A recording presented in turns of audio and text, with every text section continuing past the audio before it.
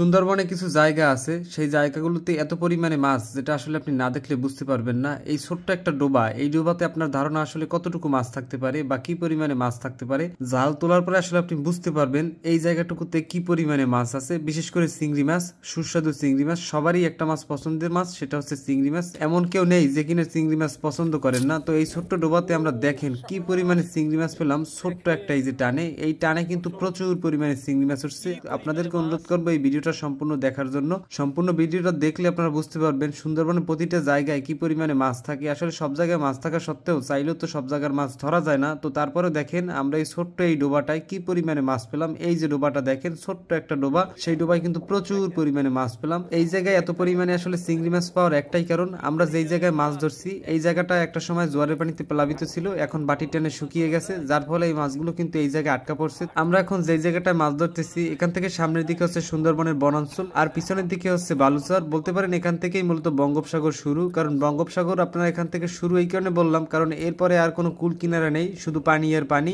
এরপরে শুধু দেখতে পাবেন জলরাশি আর জলরাশি। তো এখন দেখেন এই জায়গায় কি পরিমাণে মাছ, আসলে চিংড়ি মাছ আর চিংড়ি মাছ। আর এই চিংড়ি মাছের কিন্তু সাইজও বেশ ভালো সাইজের। আর এই চিংড়ি মাছ যেহেতু নদীর মাছ, আসলে নদীর মাছ বললে সেটাও মনে হচ্ছে না যে ঠিক হবে, যেহেতু এটা বঙ্গোপসাগরের মাছ, খেতে খুবই কিন্তু সুস্বাদু। তো মাছগুলো আমরা পরিষ্কার করে একদিকে ব্যাগের ভিতর রাখতেছি, আর একদিকে কিন্তু আমরা দেখেন এই ছোট্ট ডোবাতে আরো একটা টান দিতেছি, টানে টানে মাছ, অর্থাৎ প্রতি টানেই আমরা এখানে মাছ পাচ্ছি, প্রতি টানেই প্রচুর পরিমাণে চিংড়ি মাছ পাইতেছি। আসলে এত মাছ পাবো আমরাও আসলে বুঝতে পারিনি এই ধরনের ছোট ডোবাতে আজকের এত পরিমাণে মাছ থাকবে। তো মাছ ধরার কিছু গুণ আছে বা কিছু সময় আছে। তো আজকের দিনটা একটা ভালো গুণ, অর্থাৎ আজকের দিনে মাছ ধরলে ভালো পরিমাণে মাছ পাওয়া যাবে। আজকের দিনে ভালো মাছ পাওয়ার একটাই কারণ, চারদিক একদম শুকিয়ে গেছে। এইসব জায়গায় সবসময় জোয়ারের পানি থাকার কারণে আসলে এইসব জায়গায় আমরা সবসময় মাছ ধরতেও পারি না। তো দেখেন পিছনের দিকে যদি আপনাদের একটু ঘুরিয়ে দেখাই, একদম বালুচর, আর দেখতে পাচ্ছেন সামনে শুধু পানি আর পানি, আর কিছু দেখতে পাবেন না। কারণ বলতে পারেন এটাই হচ্ছে সুন্দরবনের শেষ প্রান্ত। এরপরে দেখবেন আর বনাঞ্চল নেই, শুধু পানি আর পানি। তো সবগুলো জায়গা আজকে শুকিয়ে যাওয়ার কারণে বেশ ভালো পরিমাণে আজকের চিংড়ি মাছ পাচ্ছি আমরা। এই সকল ডোবানালায় আজকের বেশ দেখেন ভালো পরিমাণে মাছ আটকা পড়ছে।